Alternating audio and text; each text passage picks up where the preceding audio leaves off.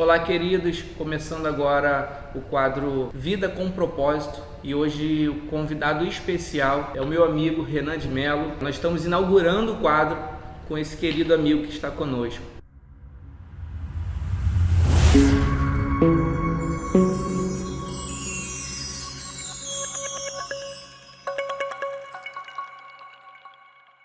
Por favor, se apresente aos nossos amigos, nossos telespectadores que estão aqui para ouvir uma palavra de propósito, de edificação de vidas. Maravilha. Mano, primeiro, obrigado pelo carinho, obrigado pelo convite. Uma honra poder inaugurar contigo esse projeto tão legal que Deus colocou no seu coração. E eu tenho certeza que vai abençoar muita gente. E para mim é um privilégio enorme, uma honra muito grande estar contigo aqui. E o Renan, pastor, nasci no Evangelho, pastor há mais de 15 anos. 20 anos na estrada, pregando o Evangelho, alguns livros escritos. E estamos aí tentando ganhar vidas para o reino de Deus e trabalhando, pai de família, 3 filhos e vamos para frente.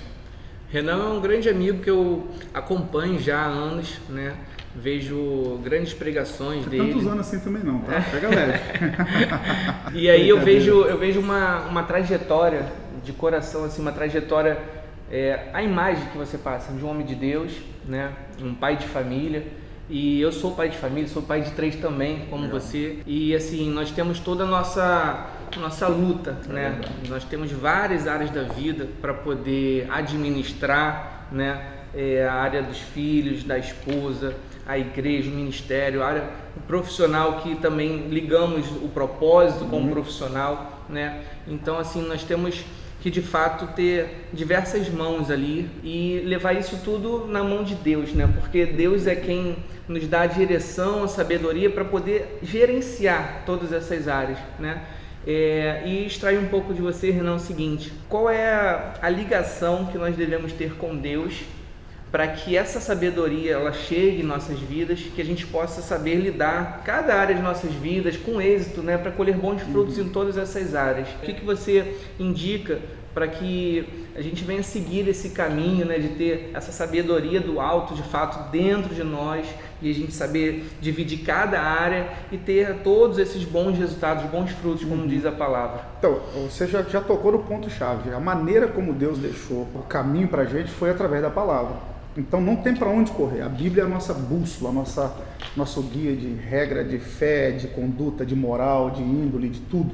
Então não tem como você crescer em qualquer área da vida querendo ter uma conexão com Deus, querendo ter intimidade com Deus, querendo conhecer a Deus, se não for através da palavra. Você pode ter experiências com Deus, mas o que vai te ensinar sobre Deus é a palavra. Então ali está todo o norte, o nosso GPS está ali, né? O nosso GPS está ali. Mas são duas coisas que caminham juntos, que é o conhecimento através da palavra e a experiência com Deus. Que a gente estava até aqui nos bastidores há pouco, você falando sobre suas experiências com Deus, né? Tem uma máxima da PNL que eu acho muito interessante, que diz que o mapa não é o território. Então você pode conhecer muito de Bíblia, mas você tem que ter também a sua experiência com Deus. Então esse conhecimento da Bíblia vai te levar à experiência, a experiência com Deus vai te levar a sede da palavra, buscar a palavra. Acho que você já passou por isso também. E ali você vai encontrar o norte, a direção. Deus vai te direcionar, Deus vai te instruir através do conhecimento da palavra. Não tem como você caminhar em outra direção. Essa é a direção para quem quer crescer, para quem quer desenvolver, para quem quer conhecer a Deus, para quem quer ter intimidade com Deus. O caminho é a palavra. É ela que vai dar o norte, ela que vai dar a direção, e através do conhecimento da palavra vem as experiências, vem o crescimento, vem o desenvolvimento em todas as áreas da vida, porque a Bíblia ela tem essas várias facetas, né? Essas várias direções que ela te dá para todas as áreas da vida. Você vai encontrar resposta da palavra de Deus. O interessante também é que a palavra é a palavra do conhecimento, né? A gente começa a buscar a palavra, a gente recebe todo esse conhecimento. Pegando o seu gancho, quando esse conhecimento ele se torna uma realidade, uma vivência, automaticamente a gente tem a confirmação daquilo que a gente buscou em conhecimento. Perfeito. Né? Então a fé ela é a base e automaticamente ela é uma ligação de conhecimento com prática. Essa autoridade, essa sabedoria de receber de Deus e aplicar, né, faz todo sentido com o fortalecimento da própria fé. Por exemplo, eu tive em Israel em 2009, eu indo na cachoeira do Rei Davi, né, onde ele lutava as guerras e tudo mais e se refugiava. E aí ali tava as corças passando em volta das águas, né? E aí a gente vendo aquilo, acabamos lendo o Salmo falando assim como as corças anseiam pelas águas, assim minha alma anseia por ti, Senhor.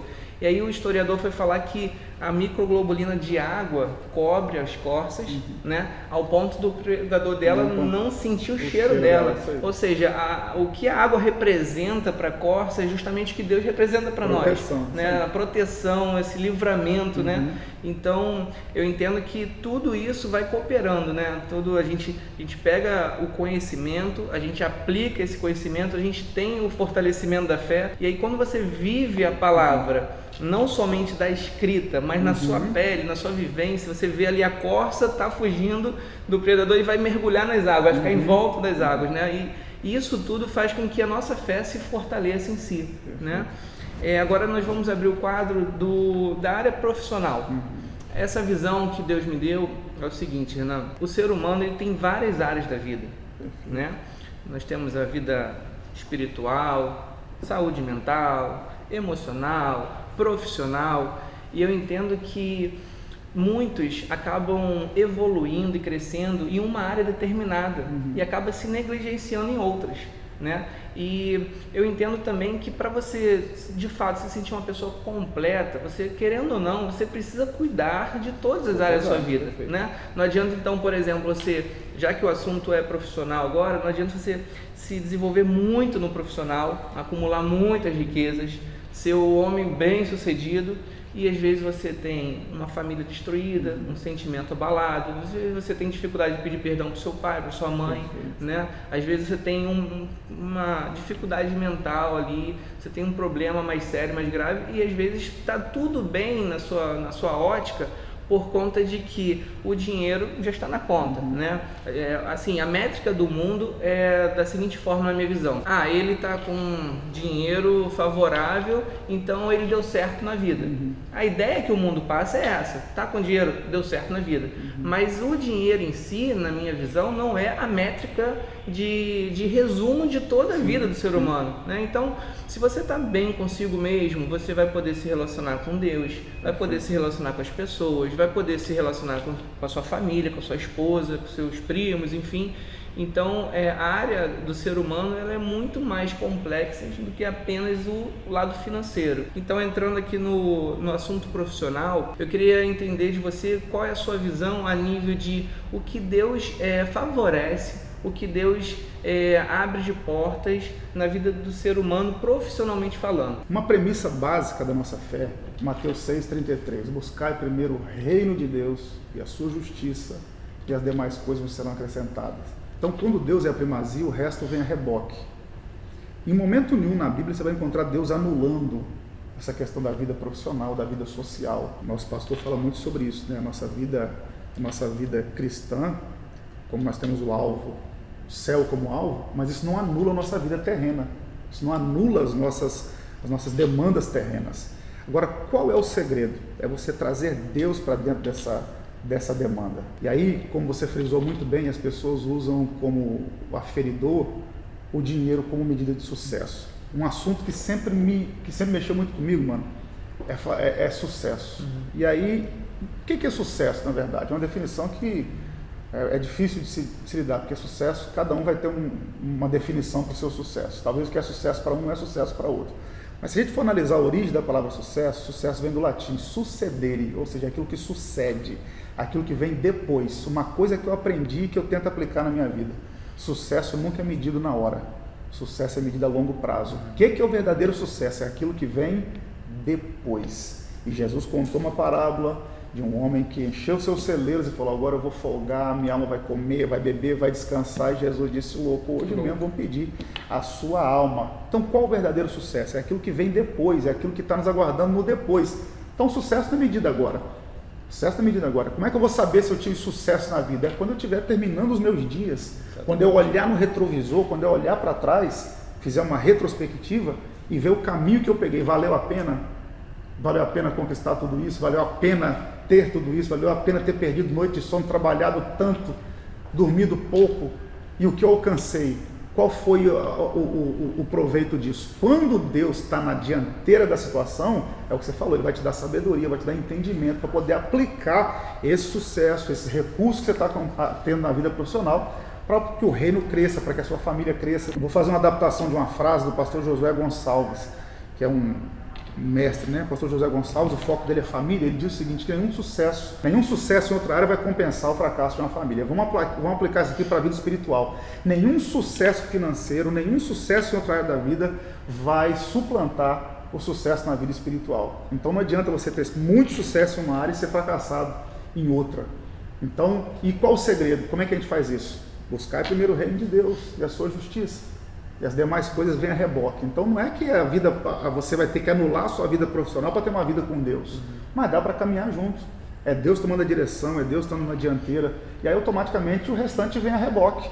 E aí todo o sucesso que você tiver, a boa administração desse sucesso virá de acordo com a inteligência, com a sabedoria que você tiver. E aí Deus é especialista em dar sabedoria para que nós possamos desfrutar do sucesso. Não teve homem mais pujante da sua época do que Salomão. E olha a sabedoria que Salomão teve, colocando Deus em primeiro lugar, a ponto de nós hoje usarmos ele como referência. Então tem como sim você ser bem sucedido profissionalmente e ser bem sucedido espiritualmente também. O segredo é trazer Deus para dentro do negócio, é colocar Deus em primeira instância, em primeiro lugar.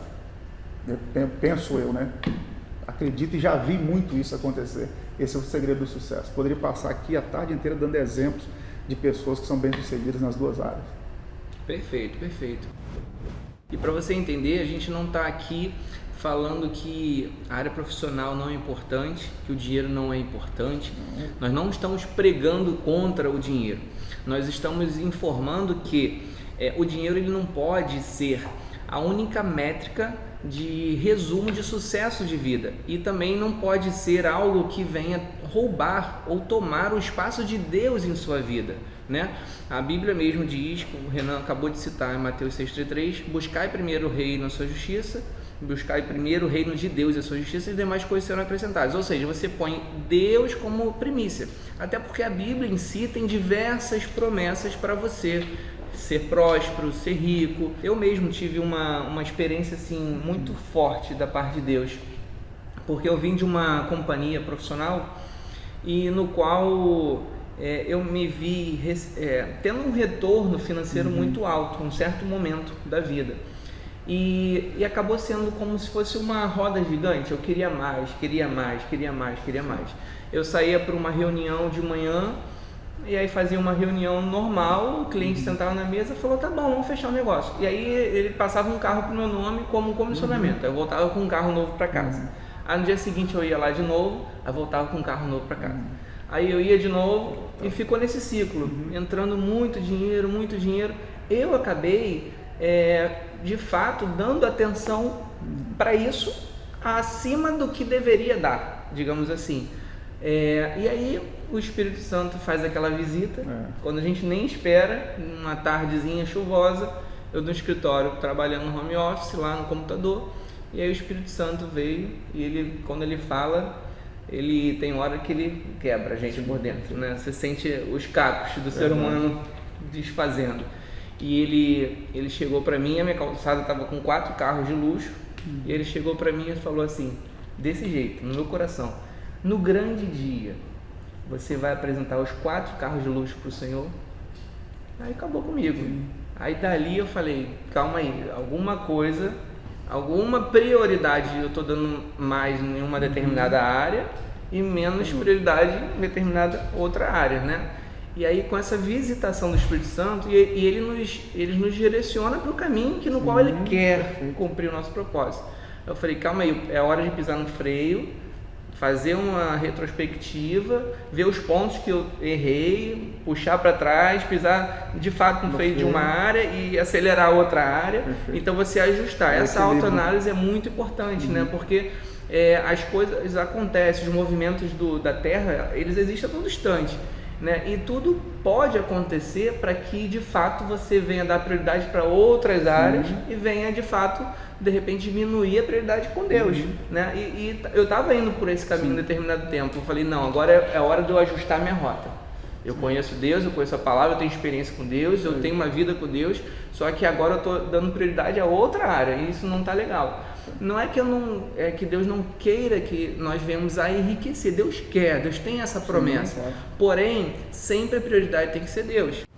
E eu queria saber, Renan, para a gente concluir esse quadro da área profissional, você entende que o lado profissional, você pode de fato trazer o seu propósito dentro dele a nível de você às vezes está numa companhia, você trabalha numa companhia elétrica, numa empresa de tecnologia, só que dentro do seu coração Deus está falando com você, você tem um chamado, você entende que dá pra gente dentro de uma empresa de fato cumprir o nosso chamado para aquelas pessoas que às vezes estão ali quebradas emocionalmente. O que você entende desse ponto, a nível do que podemos fazer para cumprir o nosso chamado dentro das nossas empresas estatais mesmo? Então, umas pessoas às vezes confundem propósito com ministério.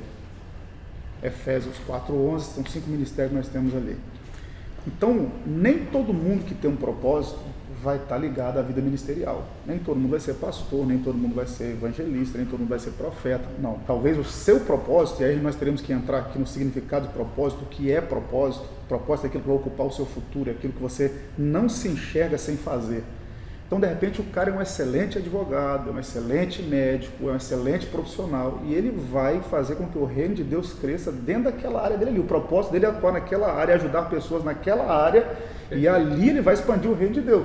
Não quer dizer que você vai ter que largar tudo para ser pastor, para ser pregador, que é um erro muito grande que acontece. Exatamente. Um exemplo que eu acho muito interessante é o apóstolo Paulo. Paulo, se você for analisar a vida do apóstolo Paulo, e aí também ele requer muito tempo para a gente analisar isso, mas em síntese, Saulo ainda, de Tarso, ele vai para Jerusalém ser criado aos pés de Gamaliel, que era o rabino ao concurso da época. Não era barato estudar aos pés de Gamaliel. Então Paulo não vem de uma família pobre, porque ele teve que se manter em Jerusalém, a família tinha que bancar isso. Paulo falava 3 idiomas. Então Paulo era um cara que, por exemplo, para ter cidadania romana naquela época que a família de Paulo tinha, ele também tinha. Se você não fosse cidadão romano, você teria que comprar a cidadania. Então, se você for analisar a vida de Paulo, e tem muitos livros que mostram isso de maneira bem clara, Paulo não era um cara que veio, que era pobre não, Paulo tinha uma condição financeira, mas quando Paulo converteu-se, ele era fariseu e ele já era dentro do farisaísmo, dentro do judaísmo, ele era um cara muito pujante no que ele fazia, mas quando Paulo se converteu, que ele passa os 4 anos na Arábia, Paulo começa a construir tendas, fazer tendas. E por que Paulo faz tendas e foi o maior pregador depois de Jesus? O cara que expandiu, o cara que teologizou o evangelho. E ele fazia tendas também. Eu aprendi uma lição com isso, Marco. Por que ele fazia tendas e era pregador do evangelho? Porque o fazer tendas, ele só precisava de agulha e linha. Então, o trabalho que Paulo ocupava profissionalmente, junto com o ministério, um não atrapalhava o outro. Então, você não precisa anular uma área para que outra cresça. O que não pode acontecer, é o que você falou, é uma suplantar a outra. Então, você tem sua família para cuidar, você tem que cuidar da sua vida profissional. Quem é chamado para o ministério vai cuidar da vida ministerial, encarar como se fosse também uma profissão, né? Usando um termo mais comum para falar. E Paulo fazia tenda por quê? Porque a agulha e linha não atrapalha a vida ministerial, a vida espiritual. Então, você pode desenvolver sua vida profissional do jeito que você quiser, desde que isso não interfira na sua vida espiritual. Porque quando isso começa a tomar, aí todo crescimento, vida profissional, sucesso, como nós falamos aqui, dinheiro, tudo que começa a suplantar o reino de Deus na sua vida, e o reino de Deus nada mais é do que o governo de Deus na sua vida, porque o reino de Deus ele é invisível, né? O governo de Deus, onde tem alguém governado por Deus, ali está o reino de Deus. Quando você deixa a sua vida profissional ou qualquer outra área da vida suplantar o reino de Deus em você, aí nós temos um problema. Você quer a prova disso? É Ageu. Você vai em Ageu capítulo 1, o povo retorna da Babilônia para Judá, para Jerusalém, e aí o povo começa a construir o templo, e o que acontece? Param a obra por falta de recurso. O povo começa a construir suas próprias casas. Deus vira para o povo e fala, vem cá, vocês estão construindo as casas de vocês e a minha casa está deserta. E aí Deus fala para o povo, vocês estão semeando muito e colhendo pouco, estão vestindo, não estão se aquecendo, estão comendo, não estão saciando, estão bebendo água, mas não estão matando a sede. Quem trabalha é como se colocasse o salário no saquetel furado. Repare o texto depois de Ageu, capítulo 1, a partir do verso 2. Não está faltando nada disso. Tem roupa, tem comida, tem água, tem trabalho, tem tudo. Só que o que acontece? Como o povo está negligenciando a obra de Deus, nada disso supra a necessidade. Ficar escorrendo pelas mãos. Sucesso sem Deus é como beber água do mar. Você nunca mata a sua sede. Você pode beber o quanto você quiser, mas você nunca vai matar a sua sede. Então guarde se você que está do outro lado.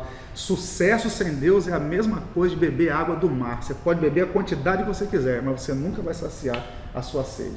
Vida profissional é isso aí. Se você começa a se envolver muito, como você contou aí, você vai se envolvendo, está ganhando hoje, amanhã ganha mais, é a mesma coisa de beber água do mar. Você nunca vai saciar a sua sede. Vai beber, nunca vai saciar a sua sede. Quando Deus faz parte disso, quando Deus tomou dianteira disso aí, Ele vai te dar sabedoria, vai te dar estratégia para que essas coisas não suplantem a sua vida espiritual. Quando você tem esse complexo de Deus, né? Eu digo complexo de estar completo, né? Preenchido 100%. Quando você está 100% na vontade de Deus, dando prioridade a quem de fato é a prioridade, né? Você realmente se sente realizado. A gente vai falar um pouquinho agora se o ambiente profissional favorece quem já tem Deus em sua vida para prosperar, a nível de gerar recursos financeiros, ou se a pessoa que tem Deus em sua vida, ela não depende desse ambiente em si para prosperar. E o texto que eu trouxe de exemplo é em Isaac, né? O texto de Isaac, Gênesis 26, que Isaac vai prosperar até 100 por 1 no meio do deserto, em Gerar, né? Então, qual a sua opinião, Renan? O que é o ambiente a nível de favorecimento de recursos, de gerar recurso financeiro, e o que é Deus sem ter o ambiente favorecendo para gerar o recurso financeiro? Vamos analisar a vida de Isaac. Gênesis 26, igual você citou. Quando você for ler o texto, Deus se manifesta a Isaac e diz: não desça para o Egito. Fica na terra que você está hoje. E pode plantar aqui. O segredo é seguir a direção de Deus. Exatamente. Penso eu que mais importante do que o lugar é a companhia que está contigo. José, vendido pelos irmãos. Casa de Potifar, prosperou. Cárcere, prosperou. Segundo homem do Egito, prosperou. Então, todos os lugares que José passou, Deus era com ele. E onde José passou, ele prosperou, ele cresceu e o Senhor era com ele. Então, mais importante do que o lugar é quem está contigo no lugar. Você ter esse feeling, esse discernimento de entender que Deus muda qualquer ambiente que você está nele. Se Deus está contigo, qualquer ambiente é mudado. Qualquer ambiente é mudado. Tem uma mensagem que eu prego sobre Êxodo capítulo 3, que eu falo sobre Moisés. Moisés está na terra de Midian, e quando ele vê a sarça queimando, que ele vai se aproximar da sarça, Deus diz: arranca a sandália do seu pé, porque a terra é santa. Mas que terra santa é essa? Olha o texto, Êxodo capítulo 3, a terra de Midian. Os midianitas não cultuavam a Deus de Israel, os midianitas eram idólatras, mas quando Deus desceu, a terra ficou santa. A atmosfera muda, né? Então é Deus quem muda o ambiente. Você pode estar em qualquer ambiente, o ambiente mais desfavorável, você pode estar no lugar mais inóspito do planeta. Se Deus está contigo lá, o ambiente vai mudar. E eu acredito também que Deus muda a nossa geografia. Tem um prazo de validade, Deus pode te arrancar dali, te levar para outro lugar. Então eu acredito que mais importante do que o ambiente é quem está contigo nele. Verdade. O nosso amigo Renan acabou de falar que Deus muda a atmosfera do lugar. Ele muda o ambiente. Então, para você que pode estar aí com uma loja aberta, mas você está achando que o ponto não está enchendo, para você que está com um restaurante em funcionamento e às vezes numa dificuldade financeira e acha que não está tendo uma movimentação, para você empresário, empreendedor em geral, que em algum momento o seu negócio em si não está bem a nível de resultado, eu quero liberar essa palavra para você, em cima do que o Renan falou. Deus, ele muda a atmosfera do lugar. Quando Deus liberar uma palavra para a sua vida, você simplesmente precisa, como Isaac, se agarrar na palavra. Porque aos olhos de Isaac, ele estava vendo tudo ao em volta dele como um deserto. O deserto não é lugar de árvores frutíferas, de gado. Deserto é sequidão. É árvore que se torna um cacto, por exemplo, são os cactos, né, do deserto em si. Então, se a sua vida financeira, sua vida profissional, hoje com seus olhos naturais, se você está enxergando um grande deserto, eu vou liberar agora uma palavra profética para a sua vida, que você possa ouvir a voz de Deus, que você possa ir na direção do que o Senhor falou e não olhar para as circunstâncias, porque o que vive pela fé, ele abre mão do que está enxergando naturalmente. Então, se você crer na palavra de Deus, Deus tem uma palavra profética de prosperidade para a sua vida. Então, pega o seu negócio e fala: Deus, aqui está a minha empresa, a minha loja, o meu restaurante, ainda que a minha visão natural está vendo tudo deserto, aqui está, eu entrego nas tuas mãos. Eu sei que se o Senhor liberar uma palavra de prosperidade, o meu negócio ele vai acontecer, ele vai prosperar. Nem que seja um vídeo que vai vazar na internet e o Senhor vai botar a mão nesse vídeo, vai alcançar mais pessoas, e nem que eu venha vender pelo telefone ou pela internet, o meu negócio vai prosperar. Então abra a tua mente, abra a tua fé para crer que Deus pode fazer algo poderoso no seu negócio. E em nome de Jesus eu profetizo: Senhor, essa pessoa que está vendo agora esse vídeo, eu não sei em qual mês e qual ano que ela está vendo, eu libero uma palavra de prosperidade na vida dela, Senhor. Abre os céus a favor dela, Senhor. Veja primeiro o coração. Se o coração dessa pessoa estiver com Mateus 6,33 em sua mente, que é primeiro lugar o reino de Deus e a sua justiça, e esse é o código para você prosperar, as demais coisas serão acrescentadas. Senhor, então você sonda agora o coração desse ouvinte, desse seguidor, Pai, que se o coração dele, a mente dele estiver como prioridade em Ti, que o Senhor venha agora com uma autorização de prosperidade sobre essa vida, em nome de Jesus, que o seu negócio ele venha prosperar a partir do momento que você se levantar e cumprir Mateus 6,33 em sua vida, que em nome de Jesus você venha colher frutos como Isaac colheu em Gênesis 26, a 100 por 1, a 60 por 1, que a sua vida venha prosperar, mas que você sempre faça do Senhor a sua prioridade. E essa é a minha palavra para a sua vida. Se você recebe, dá um amém na sua casa. Então foi muito bom esse tema da área profissional. Agora nós vamos fazer uma breve pausa para a gente poder entrar mais profundo nessa área. Nós vamos entrar agora, ouvinte, no tema finanças, tema financeiro. E aí nós vamos debater, por exemplo, o poder do dinheiro. Qual o benefício do dinheiro, o que ele traz para a pessoa, o que é a visão de fato do dinheiro. Nós vamos debater esse tema, então fica ligado no próximo vídeo, você vai gostar muito desse tema interessante. Obrigado, Renan, e vamos seguindo. Já estamos de volta.